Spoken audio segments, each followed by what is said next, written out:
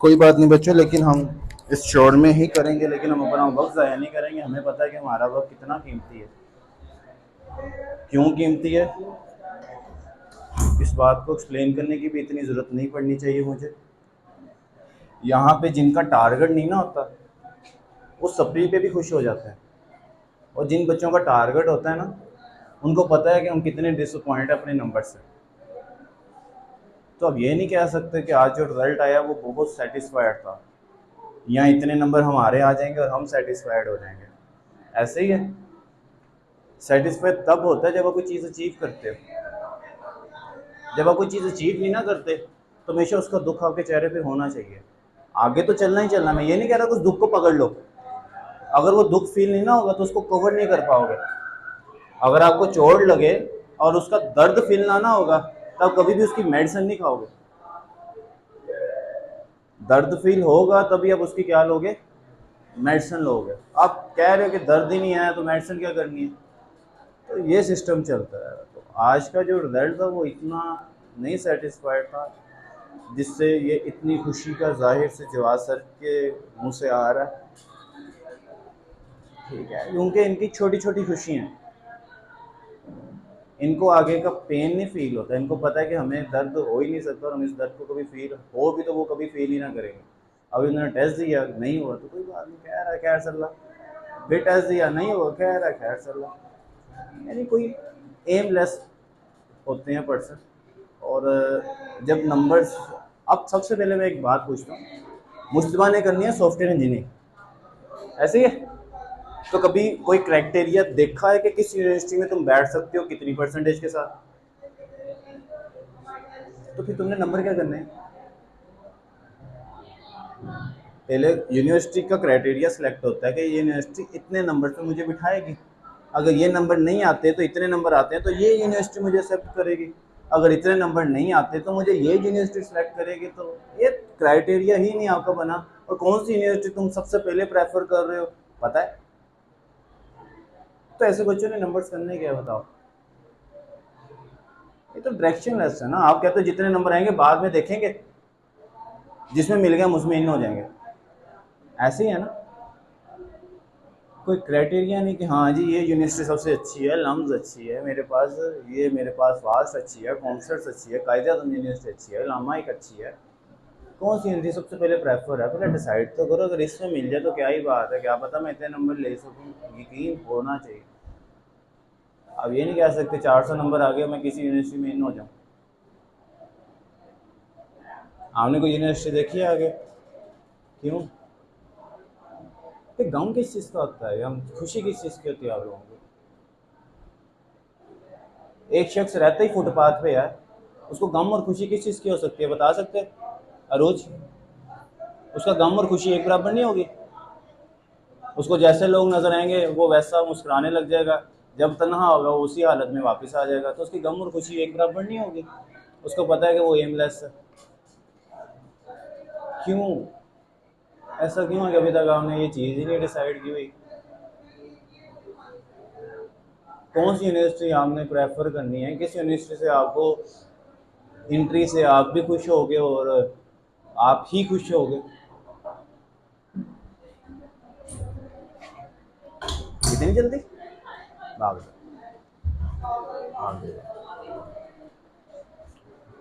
गर्मी भी इतनी कर ली मैंने तो। खैर कोई बात नहीं, हम बर्दाश्त कर लेते हैं।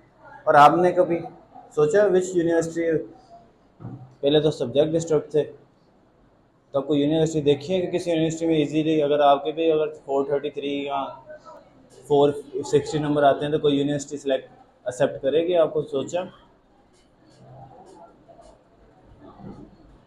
आपको जब घर वाले निकाल दें तो क्या होता है, खुशी होती है दुख होता है? आपको यूनिवर्सिटी वाले आपको निकाल दें, भाई तू तो नालायक है, तू तो मेरे मुताबिक चला ही नहीं, तो फिर घर वाले यही सोचते तू मेरे मुताबिक नहीं चल रहा भाई, तू अपनी दुनिया बसा। ऐसे ही कहते हैं ना, एक वक्त आएगा ऐसा कहेंगे। ये रियलिटी है भाई। तू अब हो गया, तू तो बाप से भी बड़ा हो गया, जा अपनी ज़िंदगी गुजार, कहेंगे ना। कहते हैं रियलिटी है। वो तो अभी भी बहुत कुछ कहते होंगे। ये तो रियलिटी है बेटा। क्योंकि उनको अपने बेटों से ज़्यादा ट्रस्ट होता है कि मेरा बेटा इस काबिल है, वो कहीं और पड़ा हुआ है, अगर वो सही डायरेक्शन पे आ जाए तो वो बहुत कुछ कर सकता है। तो आप लोगों ने अभी तक क्यों नहीं सोचा? कोई 2-3 माह से ज़्यादा का टाइम हो गया, तो अभी तक डिसाइड क्यों नहीं किया कि विच यूनिवर्सिटी जिसमें आप काबिल हो, उसको आप तक में नहीं सोचा? कौन सी जो आपको नेमतें से भरपूर मिलेगी? आपने फातिमा, क्यों? पहले बेटा इंटर के नंबर पे डिपेंड करना है। इंटर के नंबर अगर होंगे तभी एप्लीकेबल होगा। अगर 800 नंबर होंगे लेट करो इंटर में, तो मुझे बिठा के दिखाना ई कैट के टेस्ट में।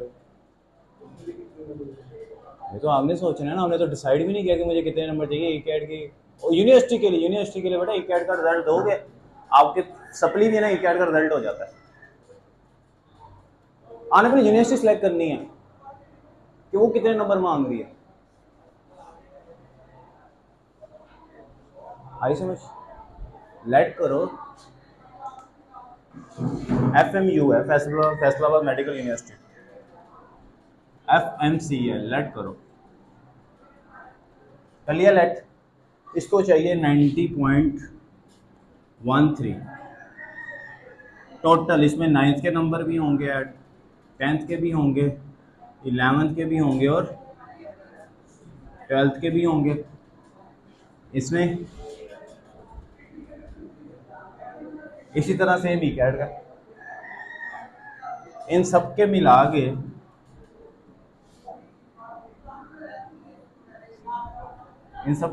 के अगर आपने ये टच कर लिया तो आप एप्लीकेबल। इस साल तो शायद ज़्यादा हो जाए, इस साल शायद 91 पे चला जाए।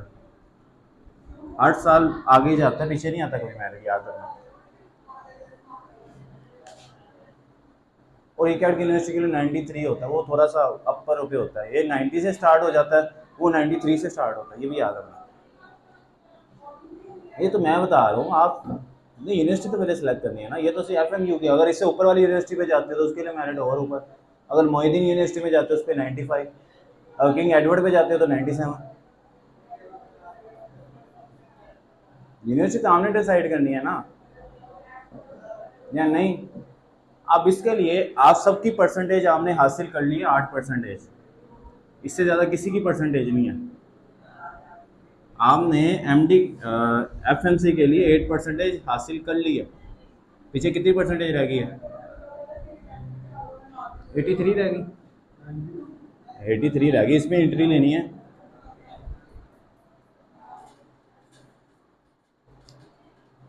अब आपकी 83% रह गई जो हमने लेनी है, और इसको आपने सिक्योर कर लेना है इसमें एडमिशन। 9-10 की तो हमने ले ली ना 8%, इतनी है 9। अगर आपको अफसोस पता कब होता है, काश मेरी 9% होती, तो काश ये मेरी 91.3 से 91.3 हो जाती है। काश मेरा निकलता है, ये आपकी मैम का काश निकलता है। मैम से 7 MCQ से रही हैं, बड़ा दुख होता है ऐसे 7 MCQ से रहना। अगर 7 MCQ भी गलत हो गए कोई बात नहीं, सिर्फ इसमें 1% और हो जाती है। 7 MCQ से 2% इंक्रीज होती है। कितनी? एक इसमें इंक्रीज हो जाती है, एक इसमें इंक्रीज हो जाती है, तो MCQ का दुख नहीं होता? क्या नहीं होता? MCQ का दुख नहीं होता। MCQ गलत होते जाएंगे, नीचे से इधर से ऊपर करते जाओ। अब ये सवाल होता है कि आपने 11th में कितनी सिक्योर करनी है। 11 की होनी है आपकी 20, और 12th में कितनी सिक्योर करनी है, इसकी होनी है आपकी 20। 9th की 5 और इसकी 5, आपने दोनों की मिला के 8 कर लिया। अभी निकाल लो, 8 निकाल लो। 8 पॉइंट किसी की समथिंग होगी, 9 तो किसी की नहीं है, 9 तो आती है 1100 पे। ये सारे जो बैठे हैं, ये आप भी 8 पे ही हो, बेशक उसे जितने मर्जी पीछे हो, आपकी 7.9 हो जाएगी बस। हैं? अब इसका निकाल लेते हैं ना, क्या रहेगी इसकी 20, इसकी 20 है। लेट करो, अपने नंबर बताओ, लेट करो फर्स्ट में कितने नंबर ले लेते? हाँ बस लेट कर लो ना, क्योंकि सर 545 में से मैं इतने नंबर ले सकता हूँ। 480 कर लें। कितने में से लिए?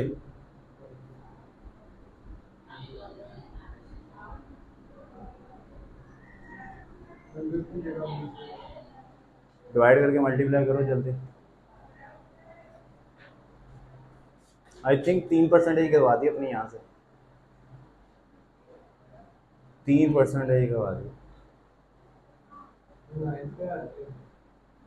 ये फर्स्ट ईयर का बेटा, उसके बाद से लास्ट 12 इतने सही होते हैं।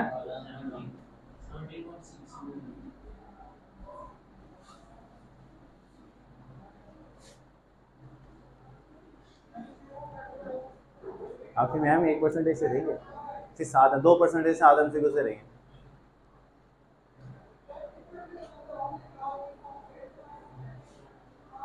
इतने ही 12th में लगा लेते हैं। इसमें 5 या 6 चलेगी, और आपने तो 6 चलेगी। पीछे कितने आगे? क्या पहले कितनी थी? 8% थी, यहाँ कितनी आगे? कितने हो गए बता दो। 42% गेट कर ली। पीछे कितनी रहेगी परसेंटेज?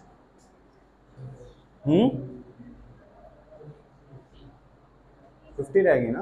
हाँ 50 नहीं, हम क्या देते 49 रहेगी।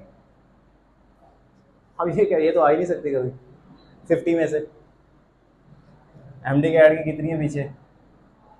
50 में से 49% लेनी है। अब लेके दिखाओ।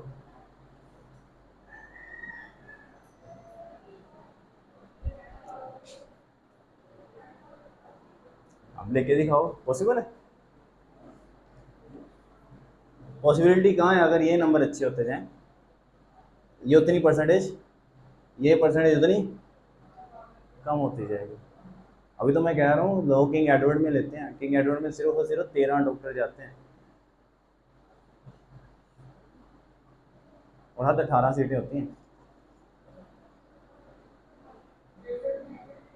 93% मेरिट है आपकी। अगर कोई यूनिवर्सिटी अगर आप स्टार्ट करते हो 480 480 480 में जाके दुखी मिलना है। आपकी शायद, आपकी भी 8% है। आप समझ लो पॉइंट उसमें 1% ज़्यादा कर लो आपने, आपका हो जाएगा। आपकी तो 70% से आती है, वैसे भी 60 से आती है। आपकी इनकी परसेंटेज कम होती है, एमसीक्यूज़ की परसेंटेज 10% ज़्यादा होती है आई थिंक, मेरे ख्याल से, जो और नुकसान देती है। एमसीक्यूज़ पे डिपेंड रहना थोड़ा सा ना मुश्किल है। अभी तो मैं कल एमसीक्यूज़, अगर इस चैप्टर को खत्म होने वाला है, एमसीक्यूज़ करवाने हैं, मैं देखता हूँ आपने चैप्टर खत्म किया कितने एमसीक्यू ठीक कर पाते हो। अभी एक चैप्टर है ताज़ा ताज़ा, तो आप इस पे डिपेंड हो ना, वो ज़्यादा बेहतर है, इस पे नहीं। चलो चलते हैं बेटा। आज का जो लॉन्ग है आपको मैंने बता दिया, कितना इंपॉर्टेंट है बताओ उधर। बस बेटा आज का लॉन्ग बहुत ज़्यादा इंपॉर्टेंट। आज का लॉन्ग करने से पहले कुछ बातें फिर पुरानी रिवाइज करते हैं ताकि आज के लॉन्ग के लिए अपने लिए यूनिवर्सिटी आप सारे सर्च करो, जहाँ से प्रेफर यूनिवर्सिटी उसका क्राइटेरिया देखो, फिर आगे आगे बात करो कि सर हम इतने नंबर किस तरह गेट करें, क्या हम उसमें जा सकें। हाँ जी, अभी तो फैसलाबाद यूनिवर्सिटी में लेना देखो कितना मुश्किल है।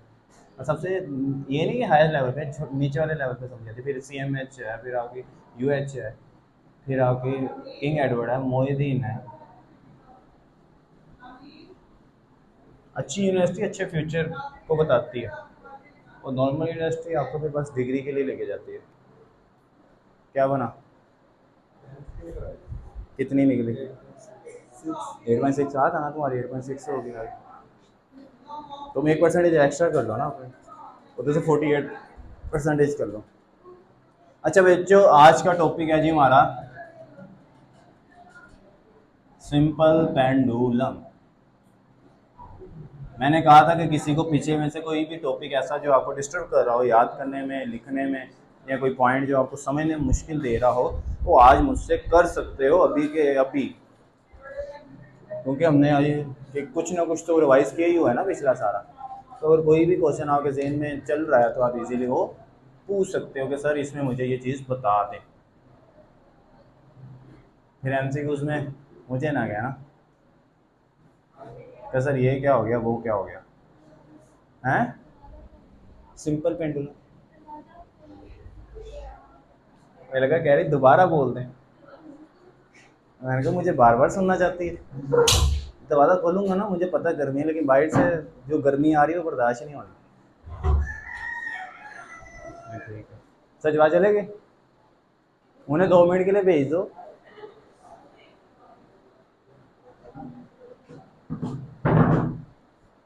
अच्छा, बातें थोड़ी सी रिवाइज करते हैं फिर आगे चलते हैं। हम सबसे पहले रिवाइज करते हैं सिंपल हार्मोनिक मोशन को, यानी ऑसिलेशन को थोड़ा सा रिवाइज करते हैं।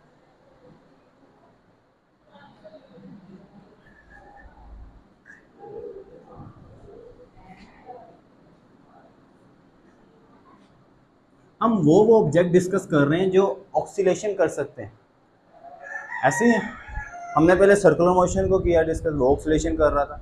फिर वर्टिकल मास अटैच स्प्रिंग को देखा, वो ऑक्सीलेशन कर रहा था।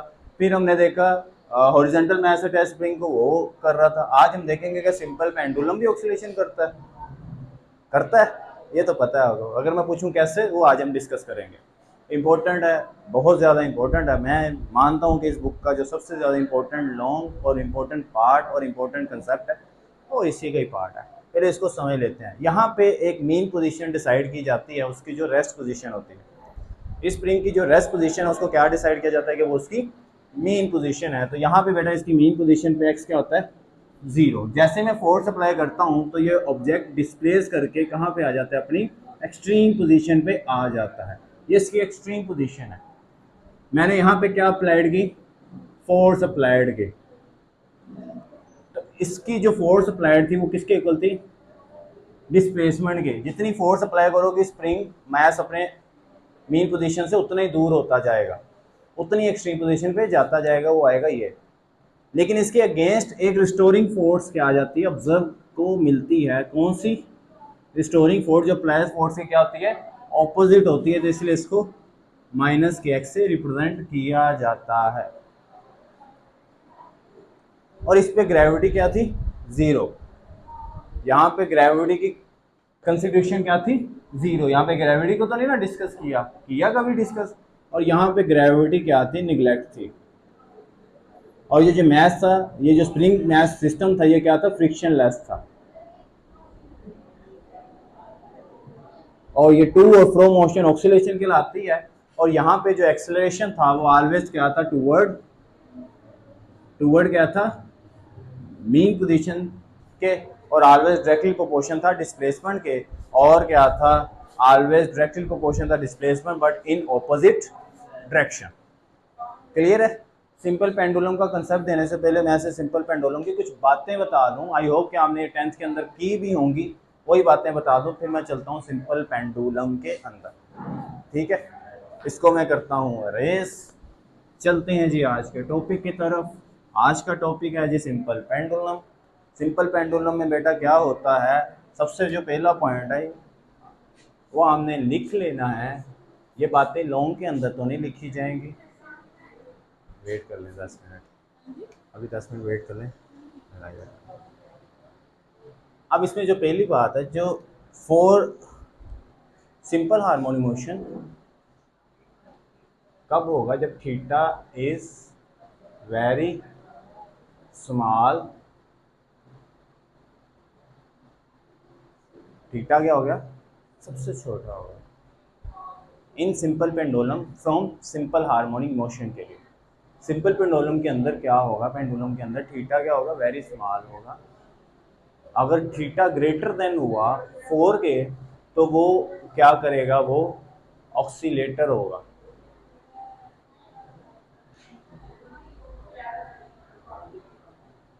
सिंपल पेंडुलम को फॉलो करने के लिए थीटा क्या होना चाहिए, स्मॉल होना चाहिए, यानी लेस देन 4 होना चाहिए डिग्री। क्लियर है। पहले ये शर्त आपने मान ली। जो थीटा का फॉर्मूला है, जो पेंडुलम में टाइम पीरियड का जो फॉर्मूला है वो इक्वल है, time period is equal to 2 pi L over G. यहाँ पे जो टाइम पीरियड डिपेंड कर रहा है वो डिपेंड कर रहा है लेंथ के और डिपेंड कर रहा है 1 आवर जी के। क्लियर है? ये बातें यहाँ पे हो गई। लेंथ ज़्यादा होने पे टाइम पीरियड भी क्या होगा? ज़्यादा। ग्रेविटी ज़्यादा होने से टाइम पीरियड क्या होगा? कम। ठीक हो गई? ये बातें जो आपने इसको करी जाने। जो ग्रेविटी की वैल्यू इन सेंटर होती है, the value of gravity in centre, वो ऑलवेज ज़ीरो होती है। मैं द ग्रेविटी इन सेंटर क्या होती है? ऑलवेज ज़ीरो होती है। यानी जो ये अर्थ है, अर्थ के जो सेंटर से फेस होगा, यहाँ पे ग्रेविटी वैल्यू क्या होगी? ज़ीरो होगी। मैक्सिमम कहाँ होगी? यहाँ पे ग्रेविटी की वैल्यू ज़ीरो हुई तो टाइम पीरियड की वैल्यू क्या होगी? इन्फिनिटी हो जाएगी। ये बातें करनी पड़नी है। टाइम पीरियड इन्फिनिटी कब होता है? टाइम पीरियड इन्फिनिटी कब होता है? जब जी की वैल्यू क्या हो जाए? ज़ीरो हो जाए। आई बातें समझ? अभी तो पेंडुलम की तरफ जाना है। अभी यहाँ तक बातें समझ आ गई या नहीं आ गई? यहाँ पे कोई बात ना समझ आई हो? सिर्फ बातें की। अभी मैंने पेंडुलम को समझाया नहीं, वहाँ ऑक्सीलेशन नहीं पैटर्न बताया, क्योंकि कुछ कुछ बातें पता थी, इसलिए मैंने इसको रिवाइज किया।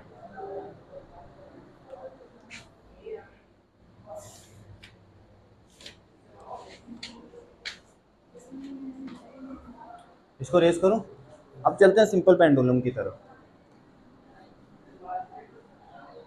सिंपल पेंडुलम क्या होता है?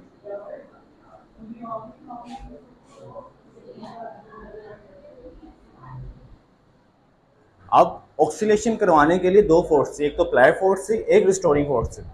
अप्लाई फोर्स अप्लाई करते थे, बाद में बाकी रिस्टोरिंग फोर्स से क्या करवाती थी? ऑक्सीलेशन करवाती थी। इतनी सी बात में हम क्या करते थे? अपनी सिंपल हार्मोनिक मोशन को डिस्कस कर लेते थे कि मैं अप्लाइड फोर्स अप्लाई करता था, उसमें रिस्टोरिंग फोर्स आती थी, बाद में अप्लाई फोर्स में रिमूव करता था, रिस्टोरिंग फोर्स से वो क्या करता था? ऑक्सीलेशन करता था। अप्लाई फोर्स से वो ऑक्सीलेशन नहीं करता था। वो किससे ऑक्सीलेशन करता था? अपनी रिस्टोरिंग फोर्स से वो क्या करता था? ऑक्सीलेशन करता था। क्लियर हो गया? अब यहां पे मैंने क्या करना है? यहां पे मैंने क्या किया? एक बोब को सस्पेंड कर दिया। ये बोब मैंने क्या कर दिया? सस्पेंड कर दिया। अगर मैं इसको आइडियल बना लूं तो मैं मैस ऑफ बोब क्या कर दूंगा? मैसलेस कर दूंगा। टेंशन है, स्प्रिंग है, वो क्या कर दूंगा? वो टेंशन लेस कर दूंगा। तो आपका पेंडुलम क्या हो जाएगा? आइडियल पेंडुलम हो जाएगा। जो केस रेयर है, ऐसा पॉसिबल नहीं है, लेकिन आइडियल कंसीडर किया जा सकता है। आइडियल तब भी कंसीडर किया जा सकता है जब हमारी दोनों आंखें बंद हो रही हों। ऐसे ही है, तब तो सारे केस ही आइडियल हैं। अपने केस चलेंगे, थोड़ा सा एक्टिव हो जाओ, तुम्हें नींद आ रही है, नहीं मैं नहीं खोल सकता इस दरवाजे। क्लियर है? मैंने क्या किया? बोब को सस्पेंड कर दिया डाउनवर्ड। यहाँ पे अर्थ की सरफेस है, इस पे क्या एक्ट करेगी? ग्रेविटी फोर्स एक्ट करेगी। तो यानी यहाँ पे ग्रेविटी की फोर्स यानी W is equal to mg। लेकिन ग्रेविटी इसको क्या करेगी? अपनी तरफ ट्रैक नहीं कर पाएगी, क्योंकि इसके ऑपोजिट क्या लग रही है? एक टेंशन की फोर्स लग रही है, जो इक्वल है किसके? W के। जिसके ऐसे वो क्या कर रहा है? इसी हालत में रहने के लिए मजबूर है। अगर टेंशन की फोर्स जरा सी भी कम हुई तो वो क्या करेगा? बोब जाके जमीन पे टकरा जाएगा। अगर टेंशन वीक हो जाए, लेट करो, तो बोब क्या करेगा? क्लियर हो गया? अब यहां तक तो समझ आ गई। यहाँ पे डिस्प्लेसमेंट क्या है इसका? मीन पोजीशन है। इस पॉइंट पे डिस्प्लेसमेंट क्या है? जीरो। इस पॉइंट पे वेलोसिटी क्या होने वाली है बाद में? मैक्सिमम। और यहाँ पे एक्सेलरेशन क्या है? Zero, but in opposite direction. Clear है? वही बातें दोबारा रिपीट होगी। जैसे मैं इस पे अप्लाइड फोर्स यहाँ से अप्लाई करता हूँ, अप्लाइड फोर्स लेट करो, अप्लाइड फोर्स अप्लाई की, तो ये बोब कहाँ जाएगा? उसके अपनी एक्सट्रीम पॉइंट तक ले जाता हूँ। आप कोई भी एक्सट्रीम पॉइंट खुद ही सिलेक्ट कर लो क्या हमने कितनी, आप यहाँ तक एक्सट्रीम पॉइंट सेलेक्ट करना चाहते हो तो यहाँ तक ले जाओ, लेकिन याद रखो थीटा लेस देन होना चाहिए। तो हमने मिनिमम क्या करनी है, सेलेक्ट करनी है इसकी हाइट। आप तो लेके यहाँ तक भी जा सकते हो, लेकिन वो ऑक्सीलेशन को करेगा, लेकिन वो पेंडुलम की कंडीशन को सेटिस्फाई नहीं करेगा। पेंडुलम की कंडीशन को सेटिस्फाई करने के लिए आपको क्या करना पड़ेगा, थीटा क्या रखना पड़ेगा, स्मॉल रखना पड़ेगा। कंसीडर, वो आपकी बुक कहती है थीटा अप्रोक्सीमेट 0 ही रखते हैं, बुक लिखती है कि थीटा क्या रखते हैं, 0 ही रखते हैं। अगर थीटा 0 रखा तो साइन थीटा की वैल्यू क्या आ जाएगी, यहाँ थीटा की वैल्यू 0 पुट करो तो साइन थीटा क्या आ जाएगा, 0। तो ये दोनों बातें आपकी बुक लिखती है कि हमने थीटा 0 कंसिडर किया, यानी इतना कम कि थीटा निगलेक्ट हो गया, because theta is very very very small, so sine theta is equal to 0। तो मैं यहाँ कह सकता हूँ sine theta is equal to theta. अगर इस 0 की वैल्यू इसके अंदर पुट कर दूं, अगर सर 0 की वैल्यू भी पुट कर सकते हैं, लेट करो यहाँ पे मेरे पास होता है 0 की जगह x और यहाँ पे भी होता है x, तो क्या मैं x की वैल्यू पुट नहीं कर सकता था, हो सकता था। तो यहाँ पे अगर मैं इस 0 को ही लेट करूँ कि मैं 0 की वैल्यू पुट कर रहा हूँ,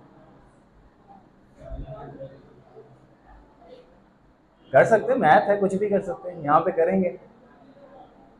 अगर मैं मैथ की टर्म में समझाऊं कि theta is equal to x है और साइन थीटा भी इज इक्वल टू एक्स है, तो मैं कह सकता हूं theta is equal to sine theta.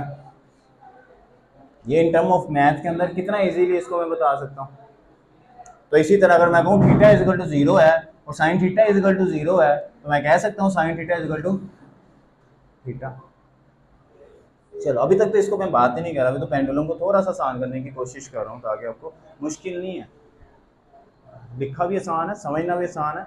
अब ये सर्कुलर मोशन है, ये इसका क्या है, रेडियस। मैं अगर यहाँ से लेके यहाँ तक आर्क ले लेता हूँ और इस आर्क को ए से बी लिखता हूँ, तो यहाँ पे थीटा किसके इक्वल हो जाएगा, arc of A B divided by R, यानी theta is equal to S by R. Formula किया हुआ है ना, आपने नहीं किया होगा, अब कर लो कि थीटा का फार्मूला क्या आता है,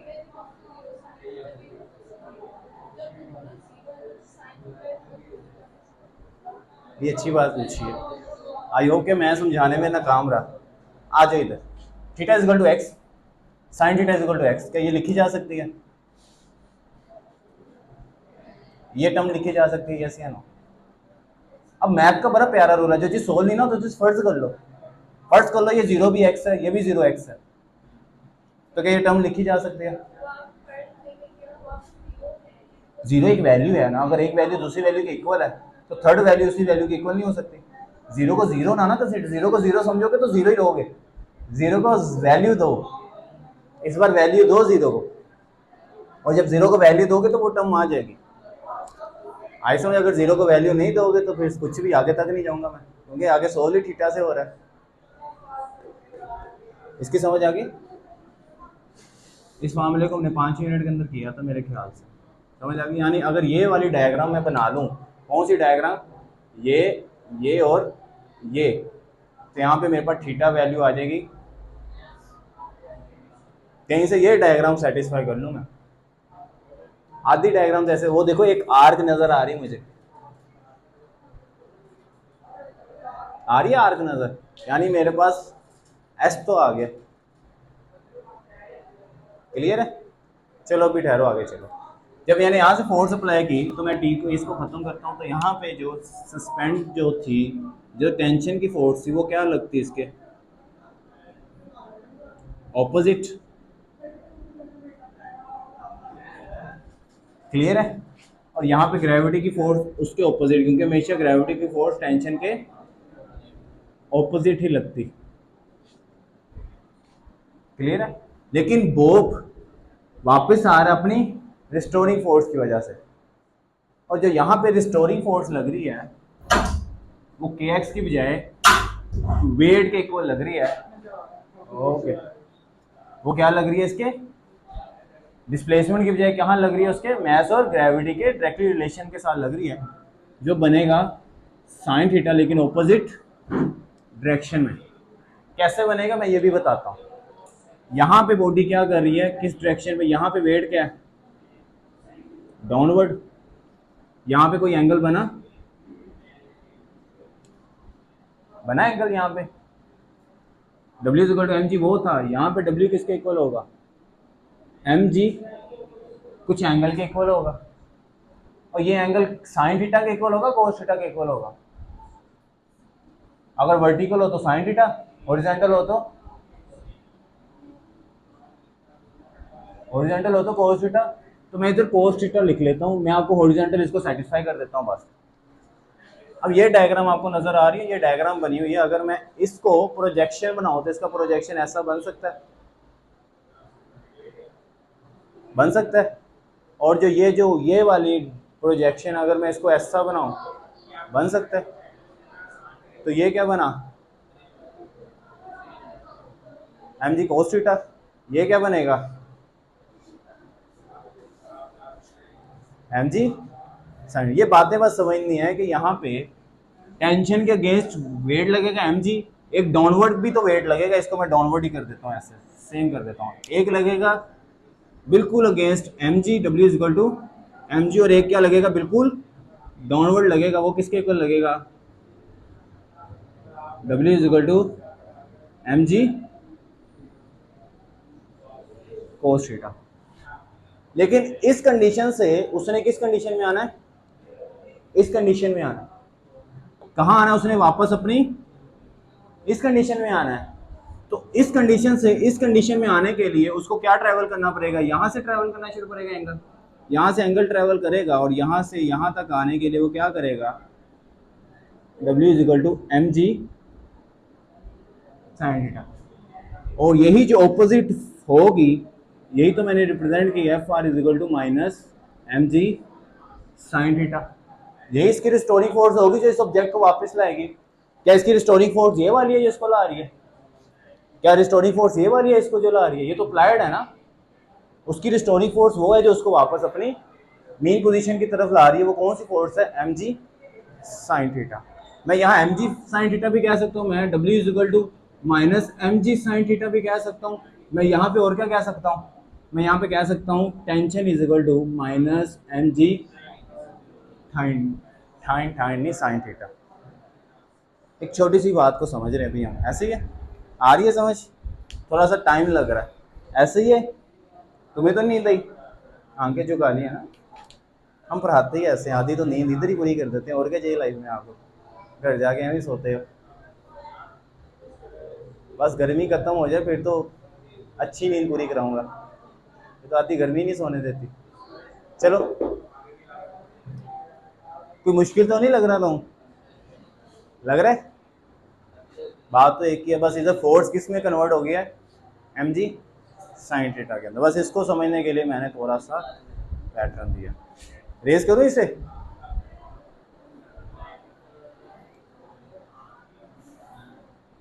ये बहुत सी बातें जो लॉन्ग में नहीं लिखी जाएंगी, लेकिन आपको समझना इंपॉर्टेंट थी, वो आपके लिए समझना इंपॉर्टेंट थी। रेस करूं, नहीं रेस क्यों करना, आगे चलते इतना बोर्ड है, मैंने कौन सा कहीं लेके जाना। चलो भाई, F is equal to mg sin theta, मैं इसको ऐसे लिख लेता हूँ, F is equal to minus mg sin theta. We know that sin theta किसके इक्वल है,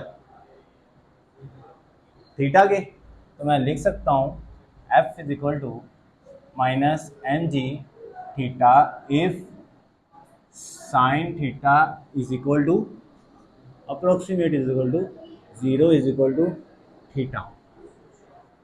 ऐसे लिखा जा सकता है ना, थीटा भी 0 है और 0 भी sin theta.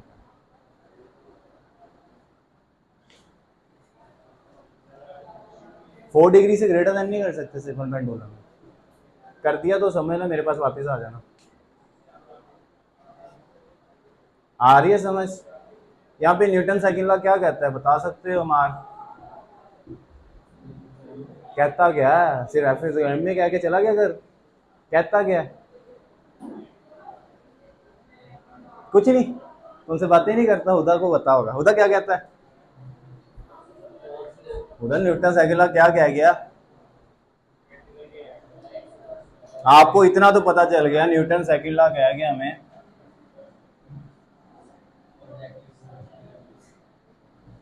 Newton cycle law क्या कह गया हमें? F is equal to M A. इसके अलावा कोई बात नहीं की उसने। ओ यार, F is equal to M में तो तू कर ले, तू के एम में करी जा रहा, के की वैल्यू 1 में। कहता क्या था?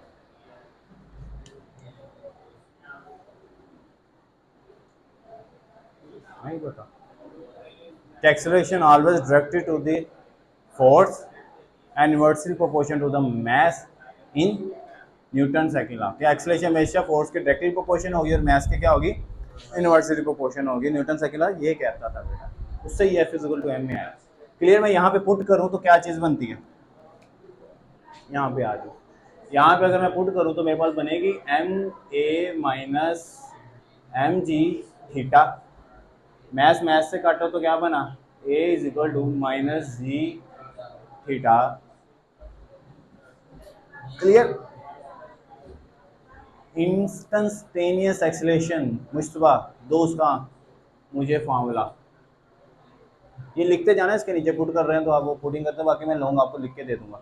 आप ऐसे लिखते जाओ क्या क्या करवाया है।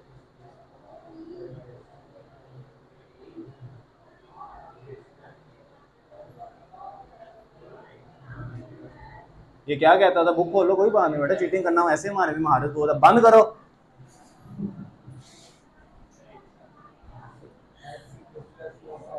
वो तो इंस्टेंटेनियस डिस्प्लेसमेंट है। इन टर्म ऑफ एक्स और डिस्प्लेसमेंट का था, मैं एक्सेलरेशन का पूछ रहा हूँ। क्या मेरे कमजोर बच्चे, सिर्फ टीचर ही कामयाब है ना। मान लो अब आपको कौन सा पता है?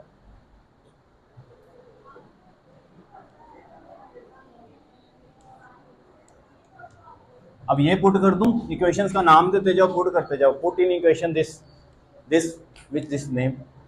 चलो आ जाओ। माइनस ओमेगा का square x is equal to minus ji theta. यहाँ पे दो माइनस आ गए तो एक साथ रह नहीं सकती सेम चीज, तो ये क्या होगी? जी थीटा हो गया। क्लियर?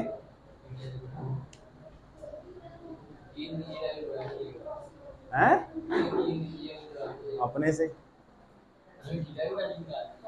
अब थीटा की वैल्यू निकालते हैं। थीटा की वैल्यू क्या आती है? S over R. यहाँ से निकालते हैं। यहाँ पे जो बुक नाम देती है वो आर को देती है एक्स के, जो रेडियस है उसे नाम देती है बुक लेंथ के। तो थीटा किसके ऊपर आ जाएगा? X over l. According to the diagram A B C, जो भी डायग्राम होगी, ठीक है, नाम दे देंगे A B C. According to triangle A B और ओ, तो थीटा किसके कल आ गया? एक्स बाय एल के। तो यहाँ पे अगर मैं पुट करूंगा तो क्या बनेगा? डब्ल्यू का square x is equal to G X by L. G G से काट दो तो ओमेगा का स्क्वायर इज इक्वल टू आ गया जी बाय एल। यहाँ पे ओमेगा किसके आ गया? Under root g by l. हाँ जी, कोई पता नहीं क्या हुआ, छोड़ गया। तो काम किया आपके फादर को मना कर दिया तो काम किया? नहीं, उसकी तबीयत खराब है, काला ही है उसकी। सारी क्लास कह रही है, सर ने उसके फादर को कहा है कि आखिरी वार्निंग है, तुम्हारे पेपर ना अच्छे हो तुम्हें छोड़ देना है, उसके पेपर नहीं अच्छे हुए। उसके बाबा से बात हो गई, कहते हैं आप बिठाए रखें, हम नंबर्स की टेंशन ना लें, जैसा भी पढ़ता है वो हमारे साथ रहता है। मैंने कहा ठीक है बिठाए रखें। हाँ फोन किया मैंने उसके बाबा को कि पढ़ता नहीं है, मैं इसकी रिस्पॉन्सिबिलिटी नहीं ले सकता, ये मैंने कह दिया। आज उसके कल बाबा का मैसेज आ गया है।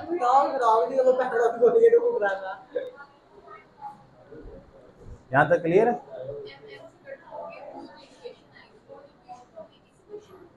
वो वाली इक्वेशन इसमें पुट हुई है। हाँ, ये मेन इक्वेशन चल रही है मेरा, ये चल रहा है मेन इक्वेशन, वो वाली इक्वेशन इसमें पुट हो रही है।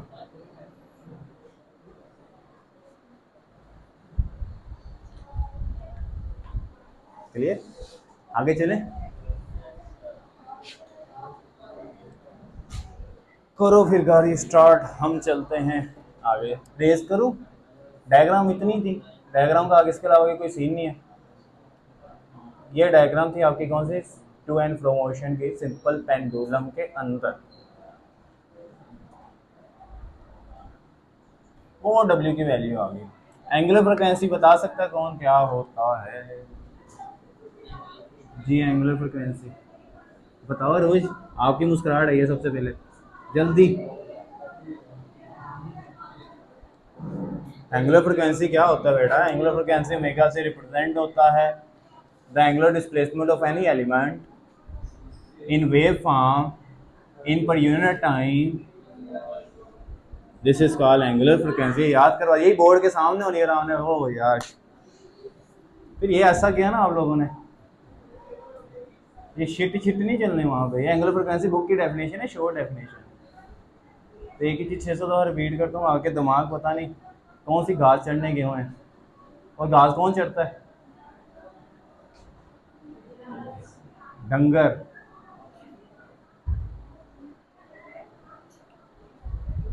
चलो जी, यहाँ पे मैं टाइम पीरियड फाइंड करूंगा तो टी इज इक्वल टू क्या आ जाएगा? 2 पाई ओवर, यहाँ पे टाइम पीरियड की हेडिंग देनी है, ठीक है। अब सारी चीज़ें दोबारा फाइंड करनी, टाइम पीरियड भी, वेलोसिटी भी, सब कुछ फाइंड करना है दोबारा, ठीक है। यहाँ पे टाइम पीरियड किसके कल आ जाएगा? 2 पाई और टी की ओमेगा, और टाइम पीरियड किसके कल आ गया? 2 पाई। ओमेगा की वैल्यू क्या आ गई? एल ओवर जी। जी ओवर एल, तो यहाँ पे क्या आ जाएगी? एल ओवर जी, क्योंकि डिनोमिनेटर है तो उसका रेसिप्रोकल ले लिया, तो ये खत्म हो गया। क्लियर? यहाँ तक टाइम पीरियड आ गया। जो शुरू में बातें की वही मेरे पास यहाँ पे आ गया। क्लियर है? फ्रिक्वेंसी किसके इक्वल आ जाएगी? फ्रिक्वेंसी इक्वल होती है 1/t के, यानी अब इस पूरी इक्वेशन का फिर दोबारा रेसिप्रोकल लेना पड़ेगा, तो मेरे पास आ जाएगी frequency is equal to 1/2 pi g over l के।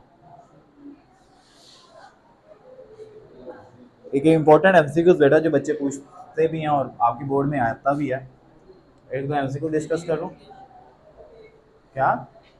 समझ आ गई?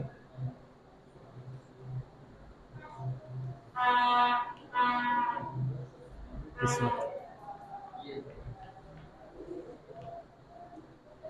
हमारी खुशी से पाँव पाँव तक है, इससे आगे जाती ही नहीं। चलो जी बच्चों, मेरे सुस्त बच्चों, चलते हैं हम आगे।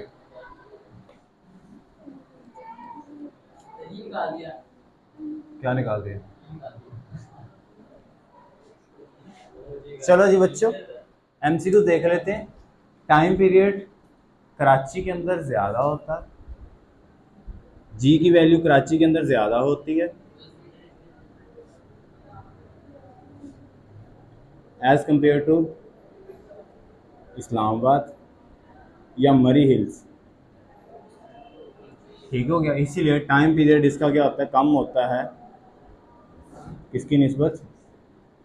इस्लामाबाद के। ये एमसीक्यू है आपका। किसका टाइम पीरियड सबसे कम होता है?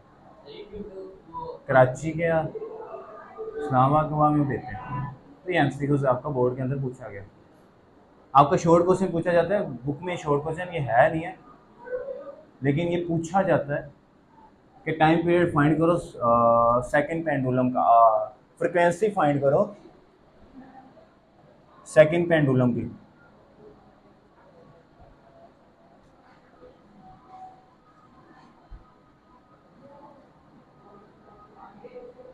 क्लियर है? क्या फाइंड करो? ये शोर है आपका, जो बोर्ड पूछते हैं फ्रिक्वेंसी करो फाइंड सेकंड पेंडुलम के। सेकंड पेंडुलम का मतलब होता है time is equal to 2 second. Clear है? अगर टाइम 2 सेकेंड है तो फ्रिक्वेंसी किसके इक्वल होती है?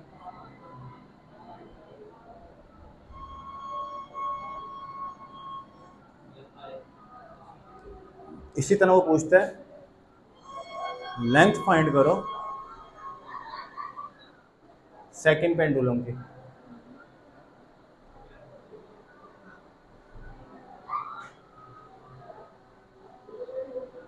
क्या फाइंड करो? लेंथ फाइंड करो सेकंड पेंडुलम की, उसके लिए फॉर्मूला लगेगा।